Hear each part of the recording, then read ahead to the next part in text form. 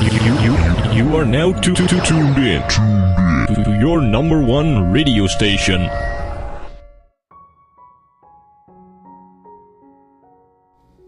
Karamihan sa atin, pag may mga mabibigat tayong problema, ang hinahanap natin ay katahimikan.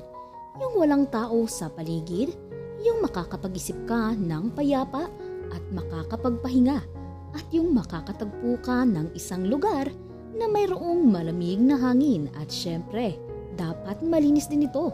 Yun bang masarap sa pakiramdam habang umiiyak ka?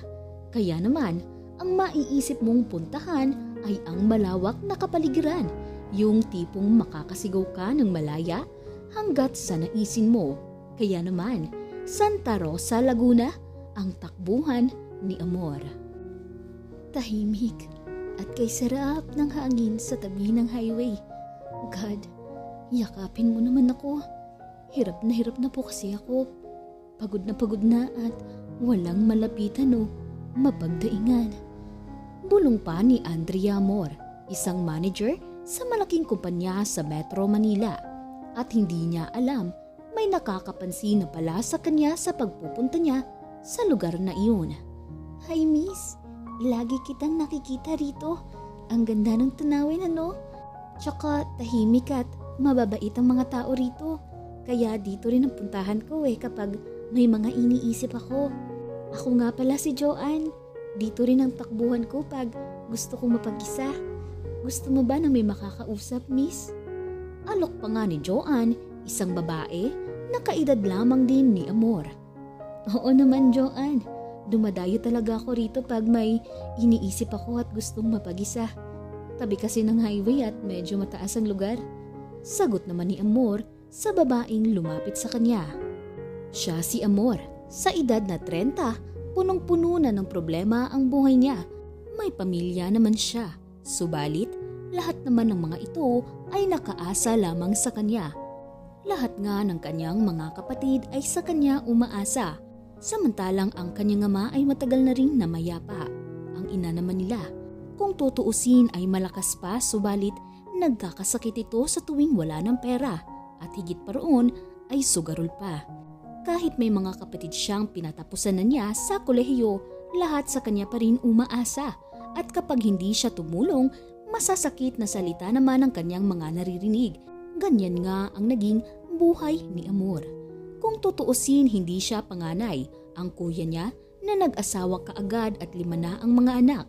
At ang asawa nitong sosyal ay walang ginawa kundi manganak na lamang ng manganak. Uuwi sa kanila para kumuha lamang ng bigas at mga dilata. At kapag walang makuhang tulong sa kanila, si Amor naman ang nagiging masama sa mga paningin nila. Ang maintenance na gamot ng kanyang ina sa blood pressure at diabetes na umaabot sa 1,000 linggo-linggo sa kanya lahat nakaasa. At pag naubusan naman, kay Amor lahat ang sisi at lahat na masasakit na salita ay kanya na namang muling maririnig. Kaya minsan, paglabas niya sa trabaho ay hindi siya kaagad na umuwi sa kanilang bahay. Sinisigurado muna niya na tulog na ang lahat. Nang sa ganoon ay mapayapa ang kanyang isipan pag-uwi at tutulog na lamang siya ng payapa ang kanyang utak sa magdamag. Pero minamasama pa rin ito ng 4 niyang mga kapatid. Hindi naman alam ni Amor kung paano nga ba sila pinalaki ng kanilang mga magulang at bakit naiiba ang ugali niya sa mga ito. Malawak kasi ang kanyang pangunawa, hindi palaban at palaging nagpaparaya at nagpapakumbaba. Ibang-iba ang ugali niya sa 4 niyang mga kapatid. Noon pa mang nabubuhay pa ang kanilang lola, ang palaging payo sa mga magulang niya ay bakit hinahayaan sila na matataas manalita sa kanilang mga magulang. Palasagot kasi ang kanyang mga kapatid hanggang sa bunso nila. Hinahayaan ng mga magulang nila na parabang kaedad lamang sila at hinahayaan lamang din na sagot-sagutin lamang sila. At dahil nga sa naabutan pa niya ang lola niya na buhay pa, malapit siya rito kaya siguro iba ang ugali niya kumpara sa mga kapatid niya na sumunod sa kanya at sa kuya niyang bastos at isang batugan. Sa sahod niyang 30,000 buwan-buwan, kulang na kulang sa kanya kahit pa dalaga pa siya.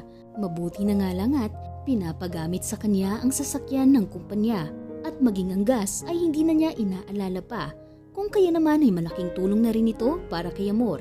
Umaalis siya ng alas 6 ng umaga kung saan nga ay tulog pa ang lahat at uuwi naman siya ng pasado alas 10 na kung saan ay tulog na namang muli ang lahat.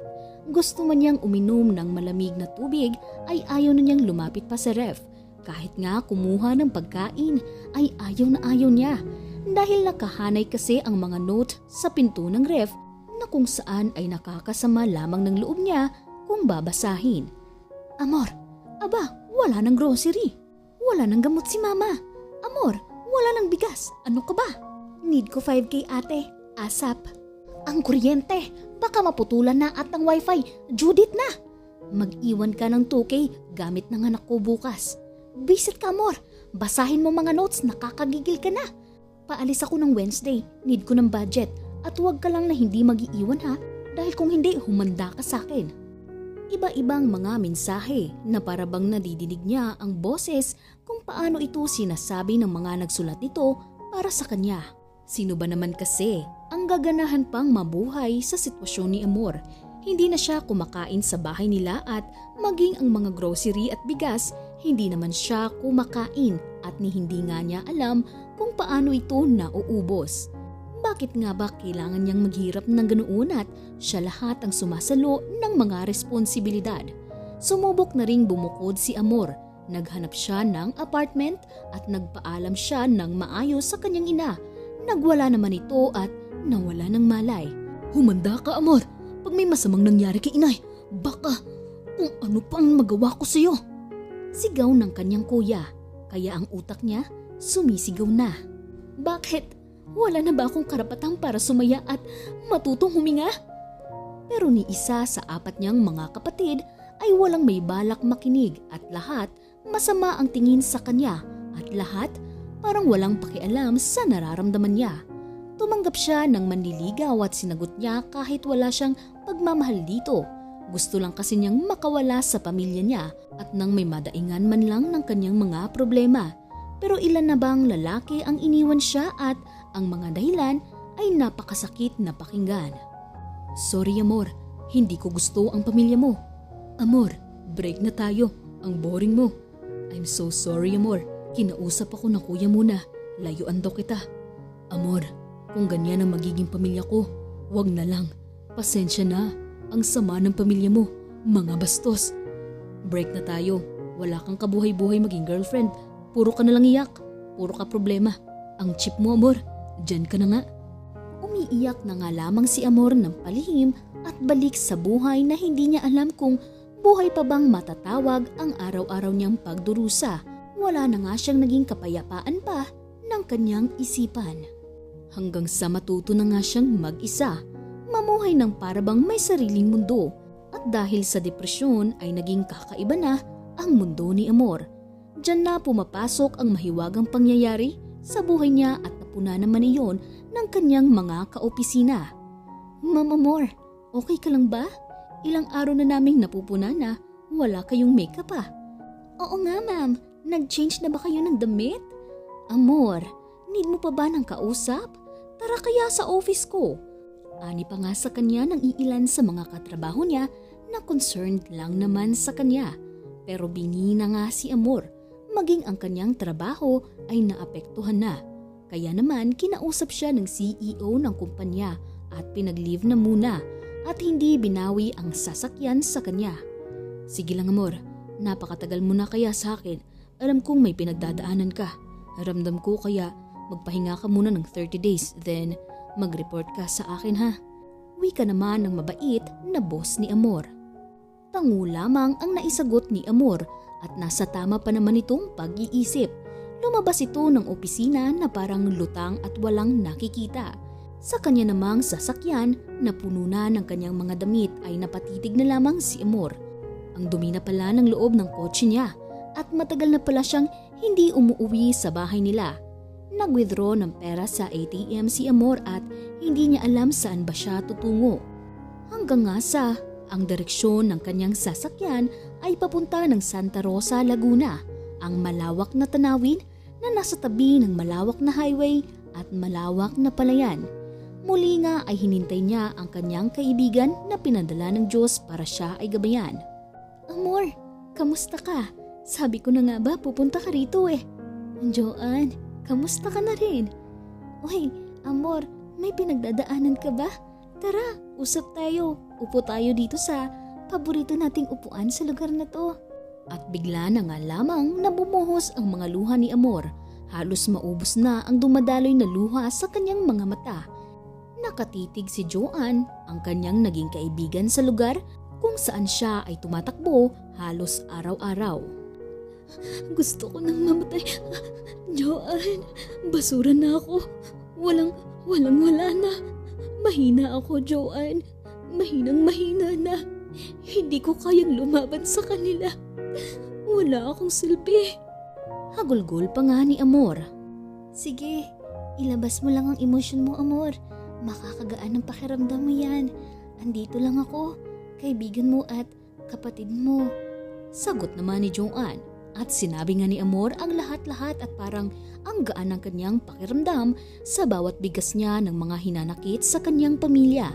Hindi na nga mapigilan pa ni Amor nang bigla siyang nakaramdam ng matinding antok at agad siya na nakatulog sa tindi ng pag-iyak at pagod na pagod nga ito. Kaya naman, agad inayos ni Joanne ang kanyang higaan. Nilagyan ni Joanne ng towel ang hinihigaan ni Amor sa makapal na damuhan at nanatili ito sa kanyang kaibigan. Nakakaawa ka naman, Amor. Samantalang ako, heto, lumaki sa bukid at hindi makapag-aral. May sakit at malapit ng mamatay. May mapagmahal akong pamilya pero dukha at wala naman akong kapatid na kagaya mo. Bulong pa nga ni Joanne na napapaluha na rin na may halong awa sa kanyang sarili at kalagayan ni Amor. Nang nagising nga si Amor bandang hapon na at si Joanne nanatili naman sa tabi niya. Maya-maya lamang ay mayroong lumapit sa kanilang matandang lalaki at sinabing umuwi na sila ni Joanne. Anak, sa bahay mo na pagpahingahin ang kaibigan mo. Tara na at hinahanap ka na ng inay mo. Nakatulala lamang si Amor at nahalata ito ni Joanne na hindi na tama ang kibo ni Amor. Kaya naman ay lalong nagpilit ang ama ni Joanne na iuwi na nila sa bahay itong si Amor. Pagdating naman sa bahay nila ay sinalubong sila ng ina ni Joanne at doon kinuwento ni Joanne ang lahat at awang-awa naman ang mga ito sa sitwasyon ni Amor. Tulungan mo siya, anak. Alam kong matalino ka at kayang-kaya mo siyang gabayan. Hayaan mo muna siya dito sa poder natin kahit naman tayo'y mahirap lang. Kaya naman nating gabayan ang katulad niya. Saad naman ng ina ni Joanne at pinilit namang pakainin ni Joanne si Amor at pinagpalit ng damit. Maya-maya nga lang ay inantok na naman ito at nakatulog na sa sahig ng bahay nila Joanne. Nakakaawa naman siya, Nay. Halatang pagod na ang utak niya. Akala ko ako lang ang may mabigat na problema. Meron pa palang mas may malaking dinadala kumpara sa akin. Ani pa nga ni Joanne sa kanyang ina. Anak, kanya-kanya tayo ng dinadala sa buhay. Magkakaiba lamang ito ng bigat. Tulad mo, tanggap mo naman kami ang kalagayan mo at mahal na mahal ka naman namin ng iyong itay. Alam namin, kukunin ka na sa amin at pinipilit ko naman itong tanggapin. Hindi man tayo mayaman, punong-puno naman tayo ng pagmamahal. Kaya siguro misyon mo si Amor habang ikaw ay nabubuhay pa, aking anak. Sige, Nay. Gagawin ko ang lahat para maging okay si Amor. Siguro nga ay misyon ko si Amor bago tuluyan akong mamaalam sa mundo. May sakit kasing leukemia itong si Joanne at may taning na rin ang kanyang buhay. At sa lugar nga kung saan palaging nandoon si Amor, doon din ang kanyang tambayan kapag naiinip na siya sa kanilang bahay sa di kalayuan lamang sa lugar na iyon. Ilang araw ding tulala si Amor at nakikiramdam naman si Joanne kung may maghahanap kay Amor maging sa online. Gayunpaman ay bigo si Joanne at kailangan nilang mag-report sa barangay upang kung sakaling may maghanap sa kanya ay maituturo nila ang kinaroroonan niya. At nang dahil nga sa gulay at mga prutas at marahil na rin sa palaging pagtulog ni Amor ay nagbabago na nga ang kulay ng balat nito at sumasagot na rin siya sa mga sinasabi ni Joanne. Napupuna ng ina ni Joanne nang ngumingiti na ito sa kanila at maganda na rin ang kanyang aura kumpara nung una. Iha, ang ganda ng mukha mo ah. Ako nga pala ang ina ni Joanne. Andito ka sa aming munting kubo sa Santa Rosa, Laguna. Ang kotse mo iha ay safe naman. Tinakpan pansamantala ito ng tuda ng itay lito mo. 4 na araw ka na rito anak. Okay ka na ba? Saad pa nga ng ina ni Joanne. Opo. Pasensya na po kayo sa akin ha. Nakapagpahinga na rin naman na po ako. Pero pwede po ba na magstay pa po ako ng kaunti rito sa inyo? Abay, oo naman amor. Diba sabi ko sa iyo kapatid na kita? Hanggat gusto mo dito ka muna. Pero hindi ka man lang ba tatawag sa inyo o sa opisina ninyo? Uwi ka naman ni Joanne na nag-aalala na baka hinahanap na ito sa opisina nila. Agad namang tumawag si Amor sa kanyang boss at sinabing okay lang siya. At makalipas nga ang 30 araw, babalik na rin siya sa kanilang opisina. Sinabi nga ng boss ni Amor na ilang beses pumupunta doon ang kanyang ina. Nagwawawala raw ito at tinatanong kung may makukuha raw bang pera si Amor sa opisina nito. Pera pa rin ba ang mahalaga kay inay? Suko na ako, Joanne. Ayoko nang bumalik sa kanila. Hayaan mo, ipapagamot kita, Joanne. May kunti akong naipon galing sa mga overtime ko. Para kahit papaano, madagdagan naman ang buhay mo ha. Ani pa nga ni Amor, ayaw naman pumayag ng magulang ni Joanne. Subalit higit lalo na ayaw ding pumayag ni Amor na tanggihan ang kanyang alok. At nang magmula nga noon, ay sa kanila na tumira si Amor at parang nakatagpo pa nga ito ng bagong pamilya. Lumakas ang loob ni Amor dahil sa pagmamahal na pinararamdam ni na Joanne sa kanya. Nakabalik na siya sa trabaho at natuwa naman ang kanyang boss at mga kaopisina dahil malaki na nga ang pinagbago niya. Katulad nga ng sinabi ay pinagamot ni Amor si Joanne at dahil nga sa gamot at bitamina kahit papaano ay lumakas ang katawan ng dalaga. Pero ang buhay ng tao ay may hangganan at isang araw hindi na nga nagising pa si Joanne. Hindi matanggap ni Amor ang nangyari habang handa na ang magulang ni Joanne dahil alam nila na darating nga ang ganoong pangyayari at masaya sila dahil makakapagpahinga na rin sa wakas si Joanne. Nay, tay, hindi ko po kayo iiwan. Ako na po ang papalit kay Joanne ngayon. Pinangako ko po yun sa kanya at pangako ko rin po na hindi ko kayo pababayaan. Ani pa nga ni Amor sa mga magulang ng kanyang yumaong kaibigan. Matapos nga ang libing, hindi na muna umalis si Amor sa bahay ni na Joanne. Pinaayos niya ito at kinalimutan na ni Amor ang tunay niyang pamilya na wala namang pagpapahalaga sa kanya. Pilit namang pinapauwi si Amor ng kanyang ina at palagi siyang pinupuntahan sa kanilang opisina.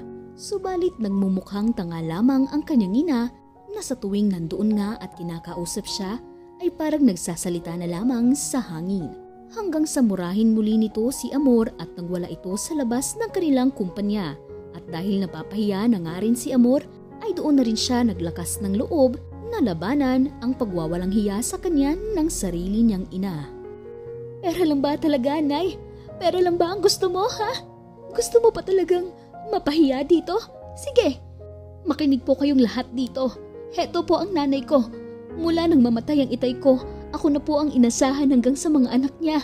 Mapanganay o bunso, ni apo pa nga ako na lahat nagpapakain. Pinapahiya nila ako at minumura kapag wala akong maiaabot na pera. At hindi na po makatao ang trato nila sa akin. Ginawa po nila akong palabigasan at hindi kapamilya ang turing nila sa akin. Hanggang magkasakit ako at pinabayaan lang nila. Ngayon, kayo ang lumagay sa sitwasyon ko. Anong masasabi ninyo, ha? Sigaw pa nga ni Amor at hiyang-hiya naman ang kanyang ina dahil dumarami na ang mga taong nanunood sa kanila. Baliw ka, Amor! Nakakahiya ka! Buisit ka! Huwag na huwag kang babalik sa bahay natin, ha? Itinatakwil na kita bilang anak. Wala kang silbi. Walang kwenta! Sigaw ng ina ni Amor at napapatakbo paalis ng dahil sa hiya. Huwag na rin po kayo magpapakita sa akin dahil kakasuhan ko na kayo. Nasa tamang edad na ako. At lalabanan ko na kayong lahat. Sigaw ding muli ni Amor. Palakpakan naman ang mga gwardya at kaopisina niya. Sa wakas, nakatakas na si Amor ng tuluyan sa kanyang pamilya na oportunista. Lumuha naman si Amor at ang luha niya ay kasiyahan habang naaalala niya ang mukha ni Joanne na nakangiti at masiyang-masaya para sa kanyang ginawa. Joanne, nakalaya na ako. Salamat kaibigan ko. Kundi dahil sa iyo baka tuluyan na akong nawala sa katinuan. Huwag kang mag-alala sa akin ha. At lalong huwag kang mag-alala kina nanay at tatay. Ako ang bahala sa kanila. Ilang taon pa nga ang lumipas, pinadala ng kumpanya si Amor sa ibang bansa at binigyan ng trabaho roon. Kaya naman lalong gumanda ang buhay ni Amor at ang kanyang kinikilalang pamilya na at mga magulang ni Joanne. Pabalik-balik ng bansa si Amor dahil kailangan niyang tignan ang mga magulang ni Joanne. At nang lumaon nga ay nakapag-asawa na rin to ng isang foreigner na kanya ring kaopisina. Nagkaanak sila ng isa at namuhay na nga sa ibang bansa. Binili naman ni Amor ang malawak na lupain na sinasaka ng ama ni Joanne. Ibinigay nga niya sa kanila ang malawak na lupain na dating tenant lamang sila.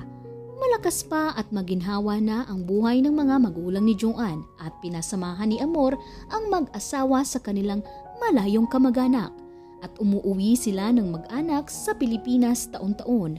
Habang ang pamilya naman ni Amor nag-aaway-away na ang magkakapatid nang dahil sa hirap ng buhay. Ang tatlo pa niyang mga kapatid, lahat pamilyado na at nanatiling sugarol naman ang kanilang kawawang ina. Kaya kahit alam ni Amor ang nangyayari, wala na siyang pakialam pa. Napakasakit ng ginawa sa kanya ng kanyang ina at mga kapatid. Kung kaya naman para sa kanya, ay tanging Panginoon na lamang ang nakakaalam kung paano at kailan niya mapapatawad ang kanyang pamilya. Sa ngayon ay masaya at kontento na siya sa buhay na mayroon siya. Wala siyang mga pagsisisi dahil alam niya sa kanyang sarili na hindi naman siya ni minsan nagkulang sa kanyang pamilya. Subalit ang pang-aabuso na kanyang naranasan ay sapat na upang piliin naman niya ang sarili niyang kapayapaan. Sadyang ang buhay ay maraming sorpresang hatid, kung kaya't kabutihan sana'y palaging manaig dahil ang bukas na darating ay walang sinuman ang nakababatid. Magandang araw, ito pong muli ang Vunimalya Radio. Hanggang sa susunod pa nating mga kwento muli. Maraming salamat sa inyong walang sawang suporta at pakikinig.